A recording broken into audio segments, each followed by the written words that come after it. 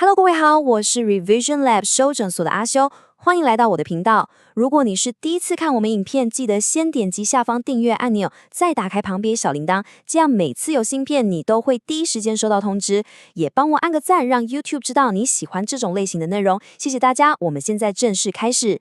好，今天我们要来聊一个大家都很熟悉，但可能从来没想过他背后故事的人物——达尔文。当我们想到历史上的科学家，脑中是不是都会自动浮现一些经典画面？比方说牛顿被苹果砸到头啦，或是爱因斯坦那个乱得很有型的头发，配上他吐舌头的表情。这些形象你以为是偶然发生的吗？其实都不是哦，他们背后都有一套非常完整的品牌塑造过程。而达尔文这位演化论的巨擘，他那个白胡子、眼神深邃、像圣人一样的经典形象，更是教科书等级的精心打造案例。这背后到底有什么故事？我们今天就来好好扒一下。所以问题就来了，一位科学家到底是怎么从一个埋首研究的学者，一步步走上神坛，变成一个全球性的文化偶像的？难道真的只是因为他的科学理论很伟大吗？理论伟大当然是基础啦，但光有理论其实还远远不够。这背后有太多我们从来没想过的因素在悄悄运作。今天这一集，我们就要当一回侦探，从达尔文不同时期的肖像、公共空间的雕像，甚至是不同国家的文化角力，来一层层拆解他这条封神之路的完整策略。你会发现，这整件事牵涉到家庭人脉、科技的演进，甚至还有英国和美国之间完全不同的文化战争。OK， 所以我们今天的核心论点非常清楚，甚至可以说是有一点颠覆性的。达尔文之所以成为我们今天认识的这个达尔文，不只是因为他写了《物种起源》，更是因为他的形象被一个世代又一个世代的人不断的建构、诠释和传播。换句话说，这其实是一场长达100多年的大型公关计划，而且到今天都还在持续进行中，真的不夸张。好，那我们先回到故事的起点。在达尔文成名之前，他其实是一个非常低调、很注重家庭隐私的人。他早期的所有肖像从来都不是为了给大众看的，他们有非常明确的私人目的。那到底是什么目的呢？我们继续看下去。你看哦，最早这一张图是1816年画的，达尔文当时才7岁，跟他妹妹的合照。这其实是他们家一系列孩子肖像画的其中一张，很可爱，对吧？但它的性质就跟我们现在用手机帮小孩拍纪念照差不多，纯粹就是家庭纪念品。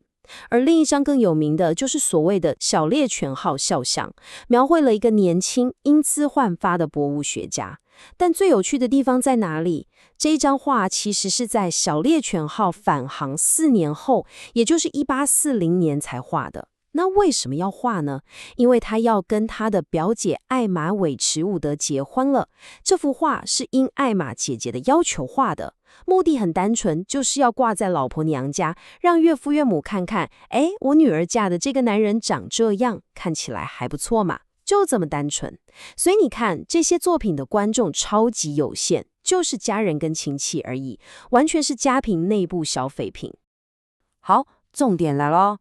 一个原本极度私密的家庭纪念品，是怎么摇身一变成为全球知名的公共财产的呢？关键就在2个字：复制。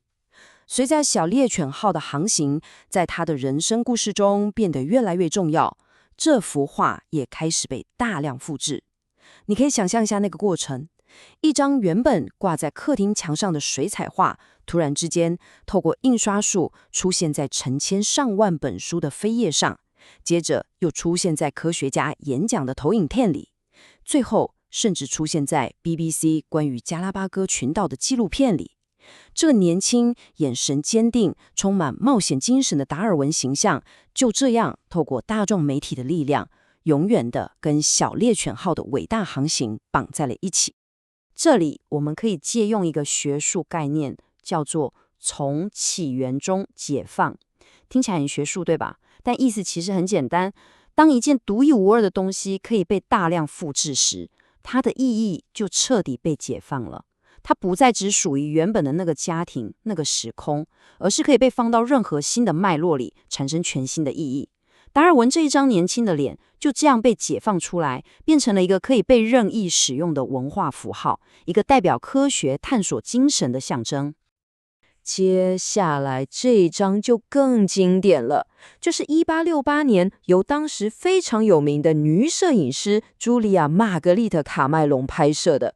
这位摄影师在当时可是个狠角色，他的目标很明确，就是要拍下那些维多利亚时代最聪明的大脑，用他独特的失焦风格捕捉他们思考时的深邃和内在精神。而达尔文自己也超级买单，他甚至亲笔写下这句推荐语：比起其他任何为我拍摄的照片，我更喜欢这一张。这句话后来被卡麦隆印在照片下方一起出售。这等于是什么？这等于是达尔文亲自为这个形象背书，下了官方认证。这张照片的大量流传，也让达尔文的形象开始了第二次转变，从一个环游世界的探险家，转型成一位深思熟虑、洞察自然的智者。好，如果说前面的形象转变还带有一点被动的成分，那接下来我们就要进入一场精心策划的造神运动了。随着达尔文年纪渐长，他的支持者们开始有意识地为他打造一个更具权威、更神圣的公众形象。这个阶段的目标已经不是单纯记录他的样貌，而是要巩固他在科学界的历史地位，甚至可以说是丰盛。这幅画我相信是大家最熟悉的达尔文形象，对吧？几乎所有课本、传记封面都是用它。这就是1881年由画家约翰·科里耶尔画的油画。这幅画可以说是达尔文形象的最终定版，是英国科学界一次精心策划的公关行动，目的就是要打造一个永垂不朽、足以跟牛顿平起平坐的科学圣像。我们来看看这幅画背后的人际网络，这真的比8点档还精彩。首先出钱的是谁？是伦敦林奈学会，这是当年达尔文和华莱士首次发表天哲说的地方，对达尔文来说意义非凡，由他们出面，代表了学术正统。其次，资金是学会的会员们募捐来的，这代表了整个科学社群对他的认可。最关键的是，执行者是谁？画家科里尔，他的岳父就是达尔文最忠实的战友，人称达尔文的斗牛犬的赫胥黎。你看，这根本就是一个达尔文宇宙的内部合作案，整个案子从头到尾都是自己人，目标非常一致，就是要用这幅画把达尔文的传奇地位给彻底定版。这幅画的每个细节都充满了象征意义，根本就是一部视觉的圣经。首先，那个气势磅礴的大白胡子，在维多利亚时代的文化里，这直接让人联想到旧约圣经里的先知，充满智慧的哲学家，充满了父权和权威感。再来是他的穿着，一件深色的厚重斗篷，手上还拿着帽子，这完全不是科学家在实验室的穿着，而是一位准备要去户外散步、观察自然的英国绅士。这暗示着他的知识不是来自于书本，而是来自于对大自然的直接观察。最后也是最重要的是他的眼神。你注意看，画家把所有的光和焦点都集中在他的双眼，那双深邃的眼睛好像能看穿自然的奥秘。就像他的一位医生朋友说的，达尔文整个人就是一双眼睛，他永远在观察。这幅画完美地捕捉了这个精髓，创造了一个既威严又带点神秘感的圣人形象。为了理解这幅画的特殊性，我们一定要做个对比。这是同一位画家科里尔画的达尔文好友赫胥黎。你看赫胥黎的姿态，他斜靠在桌边，手上还晃着一个骷髅头，眼神充满挑衅，那表情仿佛在说：“你瞅啥啊？不服来辩啊！”一副随时准备好要跟人战斗的样子。这完全是两种不同的人设，对吧？达尔文被塑造成一位远离尘嚣、观察自然的圣人，而赫胥黎则是一位站在第一线、为科学真理而战的斗士。这就显示出他们的朋友圈非常懂得品牌定位，知道如何针对不同的人打造最适合他们的公众形象。达尔文在1882年去世后，对他形象的塑造并没有停止，反而进入了下一个更宏大的阶段。这场关于他历史定位的战争，战场从画布转移到了公共空间的雕像和大理石纪念碑上。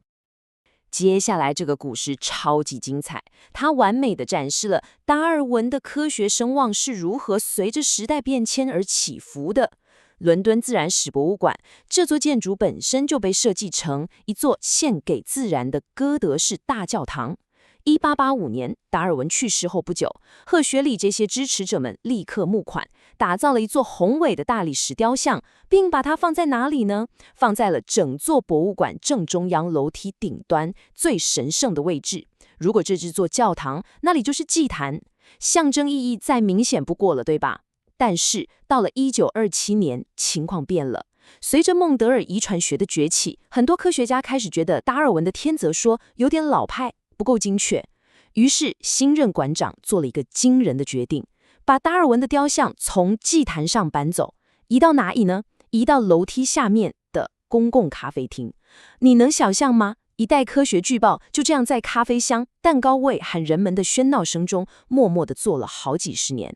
然后时间快转到2008年，为了迎接达尔文200岁诞辰，他又被隆重地请回了原来那个至高无上的位置。所以你看，这座雕像就像是科学界的骨架指数，它的位置高低直接反映了生物学内部不同学派的权力消长和价值观的转变。达尔文的地位并不是一成不变的，而是被后来的科学家们根据当时的学术潮流，不断地重新评估和定义。一座雕像的物理移动，其实就是一部微缩的科学思想史。好，讲完了英国的情况，一个相对温和的学术地位之争。我们现在把视角切换到大西洋的另一端，美国。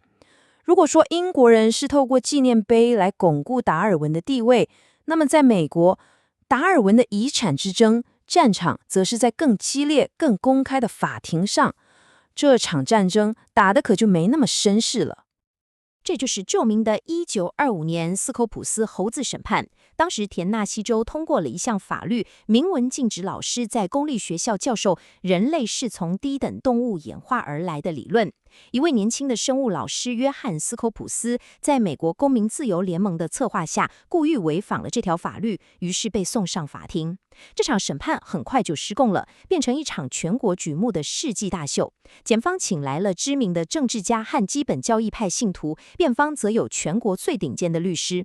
媒体蜂拥而至，把整个小镇搞得像嘉年华一样，还有人在路边卖热狗跟猴子玩偶，你说夸不夸张？这场审判的法律结果其实不重要，重要的是他在美国公众心中把达尔文的演化论和反宗教、反传统、反道德画上了等号。从此以后，在美国演化论的争议就再也不纯粹是科学问题，而是一个深刻的文化、宗教和政治问题，直到今天都还在吵。简单整理一下刚刚的内容，我们看到了达尔文的形象如何从私密的家庭肖像走向公众，从精心设计的油画走向备受尊崇的雕像，再从英国的学术圣殿走向美国的法庭战场。那么在今天这个网络和迷因横行的数位时代，达尔文的形象又被玩出了什么新花样呢？在今天，达尔文的形象已经远远超出了科学家的范畴，它同时是一个文化符号，代表着理性、进步，有时候甚至是对权威的挑战。同时，它更是一个极度成功的商业迷因。最经典的就是那张从猴子、猿人一路演化到现代人的图，对吧？这张图的最后一个人常常被换成各种东西，像是变成低头滑手机的手机猿，或是变成坐在办公桌前眼神死的社畜。这就是一个完美的例子。这些迷因一方面借用了演化的概念来传达讯息，另一方面也透过幽默的方式去反思或批判现代生活的状态。没错，到了今天，达尔文的形象已经被彻底玩坏了。当然，这是称赞。有人把他年轻时的帅照刺在身上，有人每天用印着他大胡子的马克杯喝咖啡。网络上更有数不清的 P 图和迷因，把他跟猫猫狗狗、电影明星甚至政治人物结合在一起，创造出各种无厘头的效果。甚至还有模仿他的推特账号，用他的口吻回答网友关于演化的各种奇怪问题。这时候的达尔文已经不再是那个属于英国的科学家了，他变成了一个全球共享的、可以被任何人任意诠释和使用的视觉文化资产，真正完成了前面说的从起源中解放。最后，这让我们回到一个非常值得思考的问题。我们今天花了这么多时间来分析达尔文的形象是如何被他的家人、朋友、科学社群以及后来的媒体和大众一步步精心打造出来的。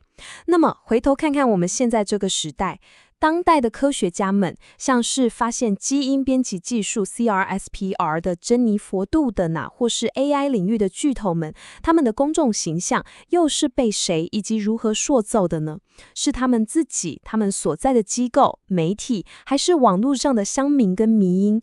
这是一个开放式问题，但也让我们看见，科学的传播从来就不只是科学本身而已，形象与叙事永远是其中至关重要的一环。总结一下今天的重点：第一，达尔文的形象演变揭示了一个从私密走向公众，最终被符号化的过程，这背后是复制技术和媒体的强大推力。